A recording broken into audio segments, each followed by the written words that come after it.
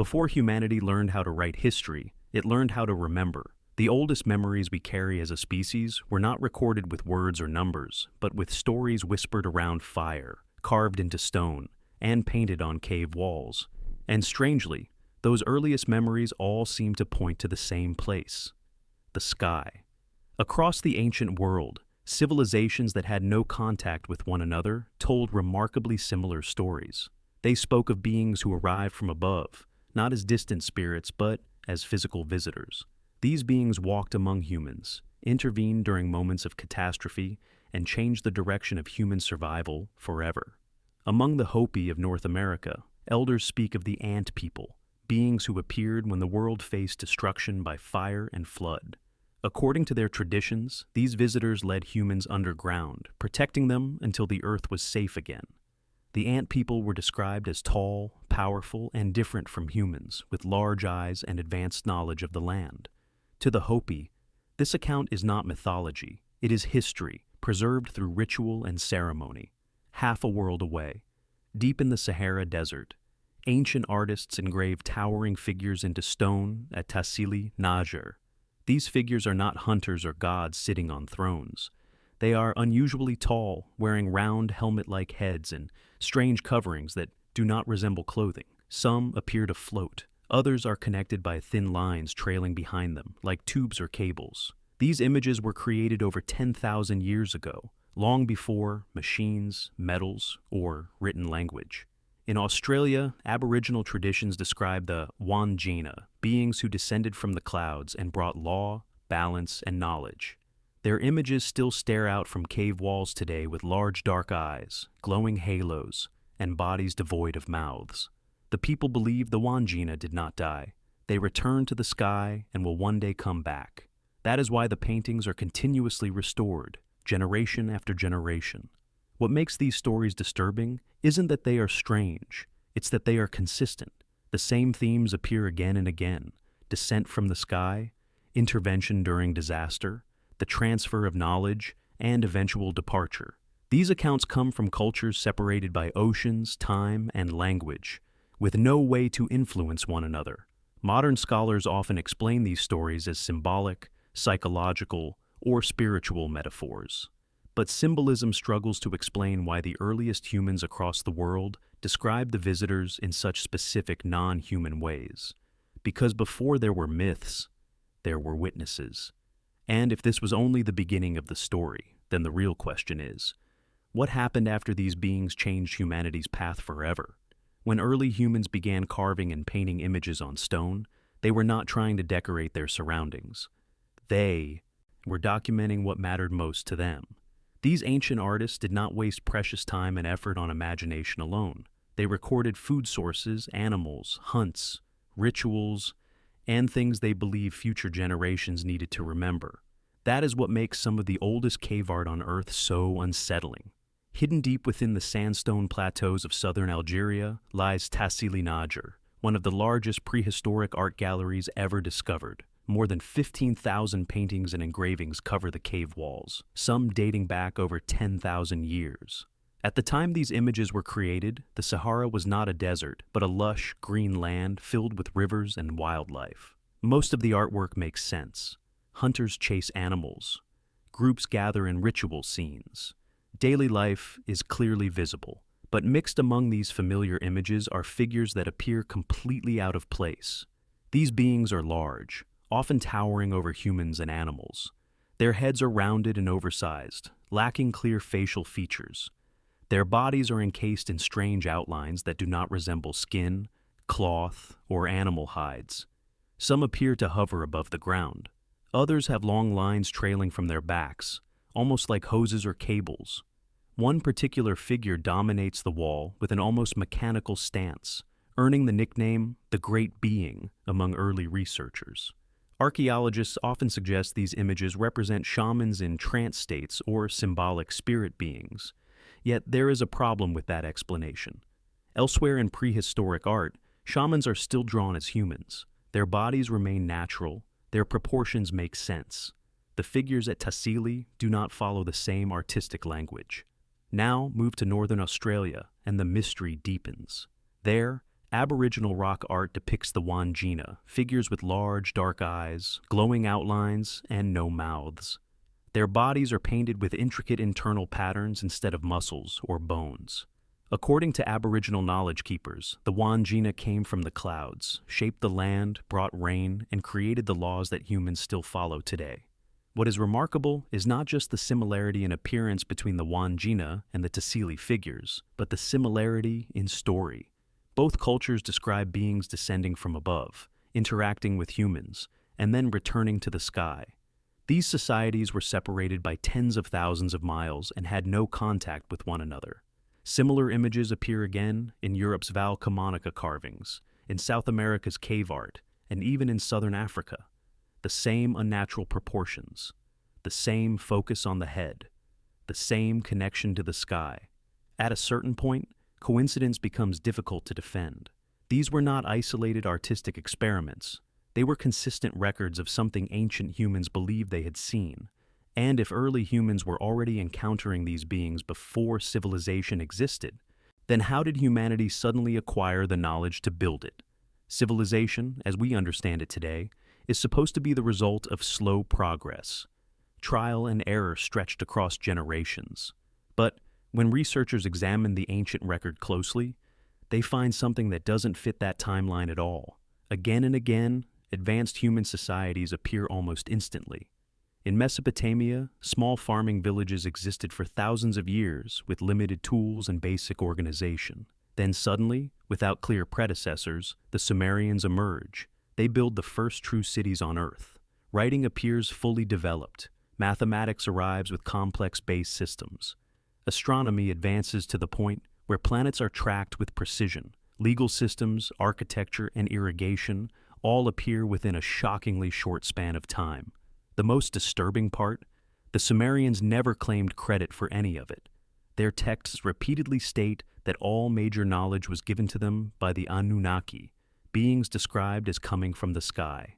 According to the oldest tablets, these beings descended in fiery clouds, established order, and taught humans how to farm, measure time, and build society. The gods didn't inspire humanity, they instructed it. The same pattern appears in ancient Egypt. Egyptian civilization did not crawl into existence. It arrived complete. Writing, medicine, geometry, and engineering appear early and highly refined. Egyptian texts speak of an earlier era known as Zep Tepi, the first time, when luminous beings ruled directly on Earth. These beings were said to bring order out of chaos after a great catastrophe. Even Egypt's greatest monuments reflect this belief. The pyramids were not just graves, they were star-aligned structures modeled after the heavens themselves, as if designed to mirror something their builders had already seen. Across the ocean in Mesoamerica, the Maya tell a similar story. Following a great flood, a teacher god known as Kukulkan arrived. He brought astronomy, architecture, calendars, and moral law. His structures were built with such precision that they still align perfectly with solstices and equinoxes today. South America echoes the same theme. Viracocha emerges after darkness covers the earth. He rebuilds civilization, teaches humanity skills, then walks into the sea promising to return. India speaks of flying vimanas used by gods. China describes luminous emperors descending in glowing chariots. Different cultures, different names, same function, a disaster, arrival from the sky, transfer of knowledge, departure. Historians often dismiss these accounts as myth, but myths don't explain sewer systems, advanced calendars, or architectural precision that modern engineers still struggle to replicate. Something appears to have accelerated human progress dramatically. If knowledge evolved naturally, we should see gradual improvement. Instead, we see sharp jumps, like someone turned on a switch. And once those teachers were gone, humanity did something strange. They began building upward, not just to survive, but as if trying to reach something that had already left. After the age of the teachers ended, humanity entered a strange new phase. Across the world, people who had once lived in small tribes suddenly began building structures so massive, precise, and complex that even today they raise uncomfortable questions. These were not simple shelters. They were monuments, built as if to communicate with something above. The oldest of these sites shouldn't exist at all. In southeastern Turkey stands Göbekli Tepe, a place that has completely rewritten human history. Dated to more than 11,000 years ago, it was built before agriculture, before pottery, before metal tools. Yet its massive stone pillars, some weighing over 20 tons, were carved with precision and arranged in perfectly planned circular enclosures. The people who built Göbekli Tepe were officially hunter-gatherers. They weren't supposed to have the knowledge, organization, or motivation to construct the world's first temple, and yet they did. When researchers studied the site more closely, another strange detail emerged. Many of the pillars align with specific stars, particularly those associated with rebirth and the heavens. Even more mysterious, the site wasn't destroyed. It was deliberately buried, as if its builders wanted to preserve it or hide it for the future. Move southeast into Mesopotamia, and the pattern continues. The Sumerians constructed enormous step towers called ziggurats, described in their texts as stairways to heaven. Each level represented a layer of the sky, and at the top sat a sacred chamber where the gods were said to descend. These weren't temples where humans went to pray. They were places prepared for arrival. Across the Atlantic, another city rises with the same obsession. Teotihuacan in Mexico, known as the place where men became gods, was built with breathtaking accuracy. Its main avenue stretches for miles in alignment with celestial events. The pyramids correspond to planetary positions. Underneath them, tunnels lined with reflective minerals and traces of mercury suggest rituals involving light, energy, and symbolism linked to the stars. No one knows who built Teotihuacan. The Aztecs found it abandoned and were so overwhelmed by its scale that they believed gods must have lived there. High in the Andes, Pumapunku pushes these questions even further. Stone blocks weighing over 100 tons were cut with machine-like precision and fit together like modular components. There is no evidence of chisels, ramps, or primitive methods capable of shaping stone this hard with such accuracy. Local legend says the site was built in a single night by gods who descended from the sky. From Turkey to Mesopotamia, from Mexico to South America, the same story unfolds. After contact with beings from above, humans raised monuments not merely to honor gods, but to replicate something they remembered. These structures weren't just architecture, they were messages. And the question remains, messages meant for whom? Long after the first visitors disappeared from the sky, something unusual remained behind. Not just stories and not only monuments, but images, etched into stone and clay, showing details that feel strangely mechanical. These depictions don't look like dreams or vague symbols. They look specific, as if ancient artists were trying to document what they saw with the limited visual language they had. One of the most debated examples comes from ancient Egypt. On the walls of the Temple of Abydos, overlapping hieroglyphs form shapes that resemble modern machines. Objects similar to helicopters, aircraft, and streamlined vehicles. Egyptologists insist this is an illusion created by carved symbols layered over time. And structurally, that explanation may be correct, but it doesn't fully answer why the final result mirrors modern technology so clearly, especially when Egyptian texts also describe their gods as the shining ones who came from the stars. Across the ocean, in Mesoamerica, the mystery becomes even more visual. The sarcophagus lid of the Maya ruler Pakal, discovered in Palenque, shows a figure seated in a posture unlike any other royal art. He leans forward, his hands gripping what appear to be controls. His feet rest on pedal-like supports. Beneath him, flames or energy seem to erupt downward. Archaeologists describe this scene as the king entering the underworld, but no other depiction of death in Maya art looks remotely like this. Every element appears functional, not symbolic. At Teotihuacan, carvings show figures wearing square helmets and rigid suits, surrounded by repeated geometric patterns. These patterns are often dismissed as decorative designs, yet they resemble structured layouts rather than abstract art. When viewed from above, the entire city itself forms a cosmic design mapped to planetary positions. Travel east to India, and the ancient texts add context to these images. The Sanskrit epics describe Vimanas, flying structures used by the gods. These were not vague cloud chariots. The descriptions include sound, propulsion, light, and movement between land, sky, and even stars. Temple carvings reflect these descriptions with depictions of domed vehicles emitting fire below. Japan offers another strange piece of the puzzle. The dog figurines, created over 2,000 years ago, wear what looks like full-body protective gear. Thick suits, jointed limbs, chest plates, and oversized goggle-like eyes dominate their design. They don't resemble clothing from their time, or any time nearby. Archaeologists label them as ritual figures, but no clear explanation exists for their armor-like appearance. From Africa's ancient carvings to Europe's stone discs emitting beams of light, the same artistic language repeats. Helmets, enclosed bodies, artificial shapes, energy and fire beneath airborne objects. These images weren't meant to inspire imagination. They were meant to preserve memory. And taken together, they suggest that ancient humans weren't just worshiping the sky. They were recording encounters with something that looked engineered. But if these images reflect real inspiration, then what exactly were these civilizations seeing? As evidence from ancient art, architecture, and mythology continues to pile up, scholars have tried for decades to explain why the same strange patterns appear across the world. Helmets, beings from the sky, sudden knowledge, impossible constructions. To make sense of it all, several major theories have emerged, but each one seems to answer one question while creating three new ones.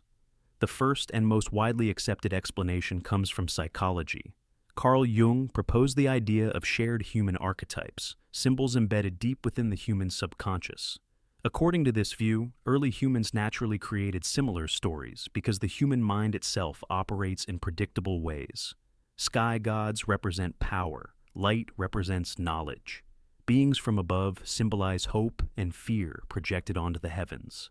This theory successfully explains why cultures worship the sky, but it struggles with detail. Archetypes don't explain helmets, machines, propulsion, or technical consistency across continents. The second explanation is cultural convergence. This theory suggests early civilizations faced similar natural challenges, storms, floods, celestial movements, and created similar myths to explain them. The problem is specificity. Convergence might explain sun worship, but not why societies separated by oceans described gods who descend, teach advanced skills, and leave in vehicles associated with fire, thunder, and light. Shared fear does not produce shared technical imagery. Then comes the lost civilization theory. Popularized by researchers who challenge conventional timelines, this idea suggests an advanced human civilization existed before the last ice age. When global flooding wiped it out, survivors spread across the world, carrying fragments of advanced knowledge. Over generations, these survivors became the gods of later cultures. This theory aligns well with sudden technological jumps and sites like Göbekli Tepe. But critics argue there is no direct physical evidence. No metal tools, no written records, no confirmed central homeland. Next is the most controversial explanation: the extraterrestrial hypothesis. According to this view, ancient gods were not mythical at all, but visitors from another world. Ancient people, lacking scientific context, described technology as divine. Flying craft became chariots, helmets became crowns, light became glory. This theory explains the consistency of imagery and the technological tone of myths, but it lacks a single confirmed artifact proving non-human. Contact. Finally, there is a growing interest in interdimensional theories. Some researchers believe the beings described were not from distant planets, but from other layers of reality, temporarily intersecting with ours. Advanced physics does not rule out extra dimensions, and altered states of human consciousness may have allowed ancient people to perceive them. Yet, like extraterrestrials, this remains theoretical. Each explanation holds part of the truth, but none solve the full puzzle. Because no theory fully explains why ancient civilizations didn't just imagine gods, but remembered them. If these stories were merely symbolic, why do they follow the same timeline of arrival, instruction, and departure? And most importantly, why did nearly every culture believe these beings would one day return? One of the most overlooked details in ancient mythology is not the arrival of the gods, but their departure. Almost every civilization that spoke of beings from the sky also spoke of a promise that those beings would one day come back.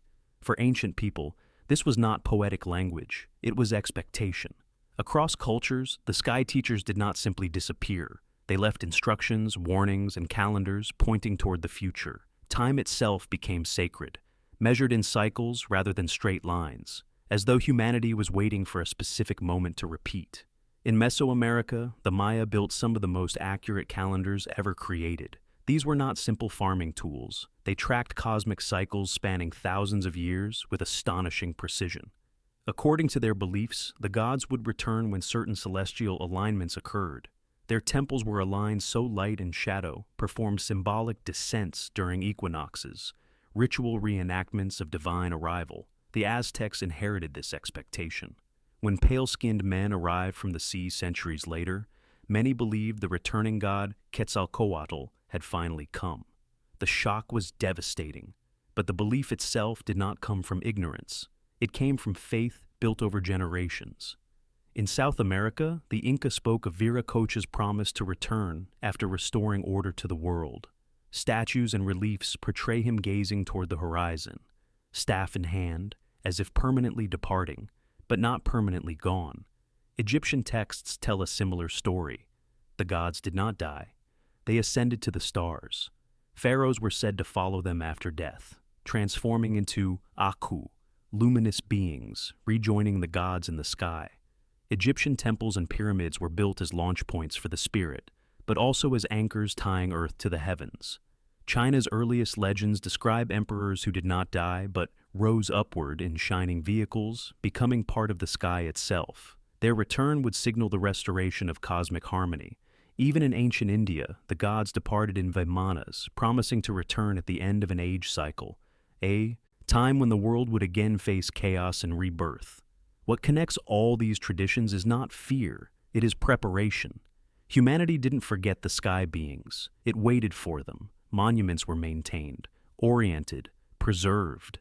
Calendars were perfected. Myths were repeated with care, not as fairy tales, but as reminders. This has happened before, they seem to say, and it will happen again.